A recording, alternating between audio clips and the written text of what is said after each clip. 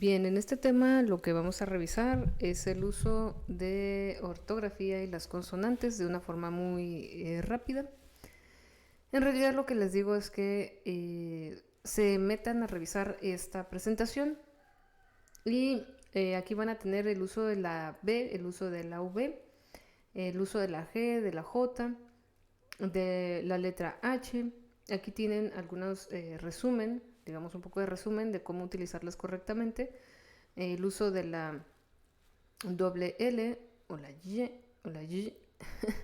el uso de la Y o Y también, o la I, el uso de la C, el uso de la S y el uso de la Z. Normalmente en el uso de la S lo que sí puedo decirles es que todos los adjetivos terminados en ísimo o ísima van a estar escritos con S, y todo lo que está terminado en ansiacito, o seo, o sea, o en cia, esillo, esilla, va a terminar con C. Digamos que es una de las formas que ustedes pueden tratar de recordar que se utilizan con S o C. Y si no, pues les recomiendo tener la presentación a la mano para cuando tengan dudas puedan consultarla. De igual manera les recomiendo tener el manual de gramática de la Real Academia si les gusta muchísimo, y si no, nada más que lo consulten o que lo vayan consultando en internet. Igual les recomiendo utilizar la inteligencia artificial para estos usos. Por ejemplo, Playground tiene el uso de inteligencia artificial. Ustedes podrían utilizarla sin ningún problema para preguntar, por ejemplo, y digo, tanto como en Google, pero cómo se utiliza la letra L según la Real Academia Española. Le dan submit y les va a dar toda la información y es mucho más concreta, es menos, digamos, indecisa que Google, o no hay que escoger tanto. Sin embargo, obviamente siempre les recomiendo tener muchísimas fuentes de información para verificarlo, ¿no? Ahora, aquí nada más sí voy a hacer hincapié con el uso de las mayúsculas. Es muy importante utilizar las mayúsculas al principio, después de un punto y seguido, en general al principio del párrafo de la oración. Cuando están los dos puntos y seguidos y es un nombre de persona, también utilizar mayúscula. Cuando son dos puntos y seguido, normalmente no va en mayúscula, va en minúscula, para que tengan cuidado. Muchas personas después de los dos puntos seguidos los ponen en mayúscula, perdón, y es en minúscula, al menos que sean nombres propios o nombres pues de personas. Aquí está. Y obviamente aquí el signo diagonal significa que dio un enter, bien, un enter en el escritorio, y por eso va en mayúscula el te escribo, como lo que hacíamos del ejercicio del correo electrónico. Ahora vamos a ver un poquito de los vicios del lenguaje. ¿Qué son los vicios del lenguaje? Bueno, cuando nosotros utilizamos ciertas palabras, frases que terminan siendo o cacofónicas, por ejemplo, repetitivas en sonido, o que se escuchan un tanto poéticas o metafóricas, etc. Normalmente en un lenguaje académico debemos de tratar de ser lo más objetivos posibles. Es muy diferente si pedimos un cuento, una novela, lo que sería un ensayo personal, a un ensayo académico, un relato académico, una tesis, una tesina, etc. Un artículo de divulgación académico, por ejemplo, o científico, por lo cual debemos deshacernos de estos diferentes vicios del lenguaje. Y lo primero que debemos de saber es que para tratar de evitarlos, siempre hay que tratar de ser objetivos en la escritura y pensar que tenemos, por ejemplo, formas para presentar nuestros argumentos. Hay 4 básicos tipos de argumentos: el de autoridad, que es porque alguien lo dijo, bien, y alguien que es reconocido, no porque mi mamá lo dijo, ¿no? O el profe o la profe lo dijo, ya es ley. No, los profesores y profesoras tenemos una profesión, más eso no nos hace especialistas en ciertas áreas, bien, hay que tener cuidado en eso. y siempre tener la duda sobre el profesor. Los datos y hechos son para demostrar con datos, con números, algo que nosotros estamos tratando de explicar. También a través de ejemplos lo podemos explicar o a través de analogías, es decir, de comparación de casos similares. Y eso nos ayuda a demostrar lo que queremos decir. Incluso podemos hacer analogías, es decir, comparaciones con datos. Fulanito dijo esto, perenganito dijo el otro, y entonces yo deduzco que esto. ¿Bien? Dentro de los vicios del lenguaje podemos encontrar muchos, como aquí estaban, el extranjerismo, el barbarismo, el neologismo, el arcaísmo y el pleonasmo y la anfibiología. Estas son las más comunes. Por ejemplo, el barbarismo es cuando nosotros pronunciamos o escribimos mal las palabras o emplear vocabulario impropio. Por ejemplo, cuando decimos que no te vea la policía. Policía, bien. Bueno, pero esto es una forma, ¿no? Que no te vea la policía, o cuando no hablamos de manera propia, pues eso es un barbarismo. El extranjerismo es cuando nosotros utilizamos otras palabras que no son del español. Por ejemplo, barman, otro drink, ¿no? Pues en vez de pedir simplemente al mesero otra bebida. El arcaísmo es, por ejemplo, como cuando utilizamos palabras anticuadas. ¿Alguien ha visto mis anteojos? En vez de decir lentes. El neologismo es una nueva palabra en el idioma. Bueno, digamos que ese es como el uso del módem, el uso de, no sé, NTFs, que serían palabras neologismos que son nuevos y que no los entendemos del todo. Anfibiología normalmente es una expresión con más de una interpretación. Y el pequeño ejemplo nos dice, y el burro de Peña. Aquí podríamos tener más de una interpretación, pero podríamos decir que esto se debe al contexto de Enrique Peña Nieto con su sexenio, ¿no? Y por acá tenemos el pleonasmo, que es una expresión cuando con uno o más términos redundantes, métete adentro, eso es un pleonasmo.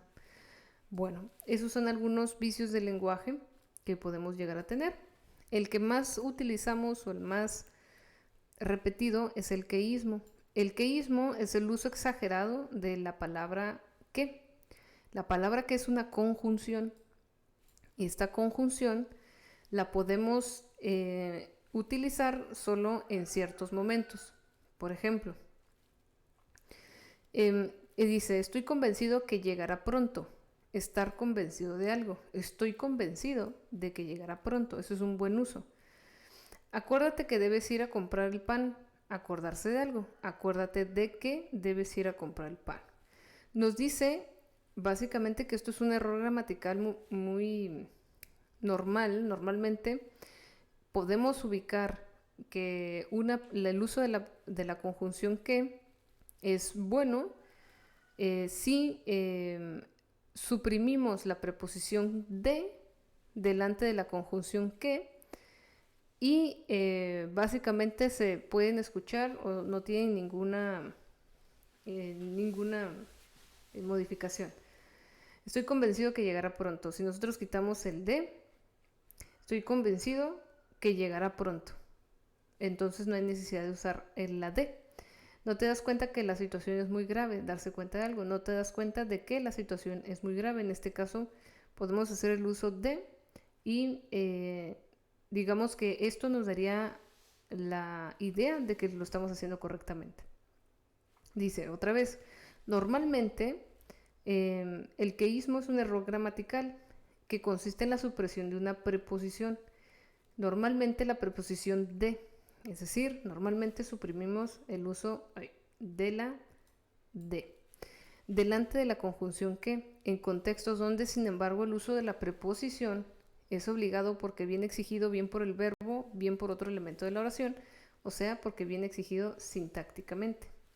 No te das cuenta de que la situación es muy grave. No te das cuenta que la situación es muy grave. Bueno, aquí podemos ver que igual no cambia el sentido de la oración. Para acá. El dequeísmo es el uso, digamos, inapropiado o opuesto al queísmo. Consiste en la introducción de la preposición de delante de la conjunción que, cuando dicha proposición no viene sintácticamente exigida por ningún elemento de la oración. Creo de que es demasiado pronto para afirmar nada. Esto queda mucho mejor. Creo que es demasiado pronto para afirmar nada. Me acuerdo de que la abuela cocinaba muy bien. Me acuerdo de eso. Y ya, ¿no? Me consta, aquí por ejemplo, en vez de me consta de que tiene 2 hijos, me consta que tiene 2 hijos. Entonces a veces el dequeísmo es, no a veces, el dequeísmo es cuando utilizamos la D sin necesidad, y el queísmo sería la omisión de la D cuando se necesita. Bien, por ejemplo acá, cuando dice estoy convencido de que llegará pronto, queda mucho mejor que estoy convencido que llegará pronto. No te das cuenta de que la situación es muy grave. Igual, en algunos casos puede convenir utilizar el que, en algunos no, pero estas son las formas más fáciles de revisarlas. La anfibología, como habíamos estado hablando de estos vicios del lenguaje, aparte del queísmo y del dequeísmo, la anfibología es el doble sentido, vicio de palabra, manera de hablar en la que se puede dar más de una interpretación. Por ejemplo, calcetines para caballeros de lana, en vez de calcetines de lana para caballeros. Es decir, la anfibología es cuando utilizamos inadecuadamente el uso sintáctico de las palabras, es decir, que no las acomodamos bien y que nos pueden dar a entender muchas expresiones. Medias para señoras de cristal, como si las señoras fueran de cristal. Medias de cristal para señoras. Bueno, el anacoluto es la palabra que proviene del griego anacolutum, que significa inconsecuente. Un ejemplo, la ciudad donde vives, en ella no me gusta. Aquí hay un anacoluto. Lo correcto sería decir, la ciudad donde vives no me gusta. Otra vez, lo incorrecto es, la ciudad donde vives, en ella no me gusta. Esto es a grosso modo lo que pasó. Esto es, coma, grosso modo lo que pasó, porque no está bien utilizado la frase grosso modo. Voy a subir para arriba y allá te espero. Voy a subir y allá te espero, porque no hay necesidad de utilizar el para arriba. El anacoluto es muy similar al pleonasmo, pero el anacoluto es un poquito más complejo porque está más trabajado, digamos, está más formado. Aquí está el barbarismo, pronunciar o escribir mal las palabras o emplear vocabularios inapropiados. Por ejemplo, aprobaste el examen en vez de aprobaste el examen. Eso es un barbarismo, el mal uso del español. El pleonasmo, miel de abeja en vez de decir miel. Tuvo hueco por dentro, tuvo. Persona humana, pues persona, porque no hay otra persona más que una persona. Me parece a mí que, porque el mi está en el me a mí. No hay necesidad de utilizar el mi. Y pobreza léxica es cuando pues tenemos pocos usos de palabras, básicamente. Aquí están. No sé a qué cosa te refieres, no sé a qué tema te refieres. En vez de cosa, usamos la palabra correcta que es tema, porque a veces son temas, no son cosas lo que deseamos. Y bueno, estos están aquí en la presentación, revísenlos y después de revisarlos, realicen el pequeño cuestionario que está adjunto en su Classroom. Nos vemos en otro video y espero que les haya quedado claro algo de lo que dije. Bye.